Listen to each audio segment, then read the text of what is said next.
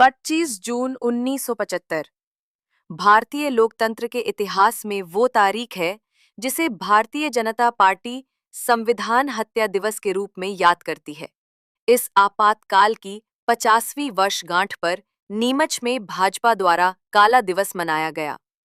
जिला मुख्यालय स्थित लायन डेन सभागार में आयोजित इस विशेष कार्यक्रम में मध्य प्रदेश के उप मुख्यमंत्री जगदीश देवड़ा मुख्य वक्ता के रूप में शामिल हुए।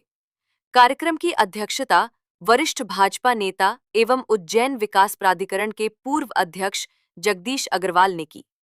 देवड़ा ने कहा कि आपातकाल भारत के लोकतंत्र पर सबसे बड़ा हमला था, जिसमें तत्कालीन प्रधानमंत्री इंदिरा गांधी ने सत्ता बचाने के लिए संविधान को ताक पर रख दिया, मौलिक अधिकार छीन लिए और लाखों नागरिकों को जेल में डाल दिया गया।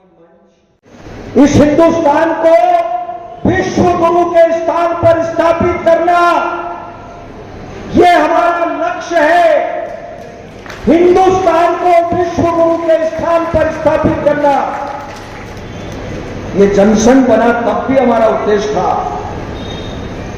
जब जनसंघ बना तब 3 उद्देश्य हमने सामने लेकर के काम किया था। समान नागरिक संहिता को लागू करना, गो हत्या पर प्रतिबंध लगाना, धारा 370 समाप्त करना। जब डॉक्टर श्यामा प्रसाद मुखर्जी के नेतृत्व में जनसंघ का गठन हुआ तब 3 उद्देश्य थे। कार्यक्रम के दौरान एक विशेष प्रदर्शनी भी लगाई गई, जिसमें चित्रों और दस्तावेजों के माध्यम से आपातकाल की घटनाओं को दर्शाया गया। लोकतंत्र सेनानियों ने मंच से अपने संघर्ष की कहानी साझा की। पत्रकार वार्ता में देवड़ा ने कांग्रेस पर तीखा हमला बोलते हुए कहा कि इंदिरा गांधी ने अपने पद को बचाने के लिए लोकतंत्र की हत्या की और विपक्ष को जेल में डाल दिया गया। उन्होंने कहा कि हमें इस इतिहास को भूलना नहीं चाहिए, ताकि लोकतंत्र को भविष्य में कोई खतरा न हो।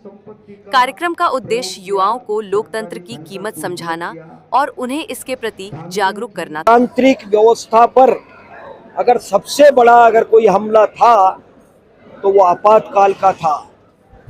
केवल सत्ता प्राप्त करने के लिए गांधी और नेहरू परिवार ही सत्ता में रहे, सत्ता के बाहर हम न जाएं, इसके लिए उन्होंने जब चुनाव में वो जीत गई इंदिरा गांधी और राजनारायण जी ने जब याचिका लगाई, तो याचिका की सुनवाई होते होते 2 साल बाद उस याचिका की सुनवाई हुई और उन्होंने निर्णय दिया।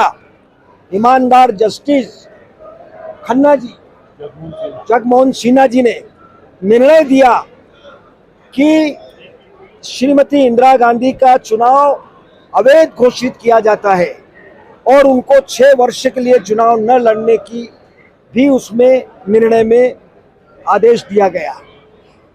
लेकिन संविधान को ताक में रखकर, इलाहाबाद हाईकोर्ट के निर्णय को ताक में रखकर उन्होंने 25 जून 1975 की रात उन्होंने राष्ट्रपति से चुपचाप हस्ताक्षर करवा करके राष्ट्रपति से आपातकाल घोषित करवा दिया और निर्दोष लोगों को, लाखों लोगों को, हजारों लोगों को जेल में, निर्दोष लोगों को ठूस दिया गया, जबरन उनको ठूसा गया।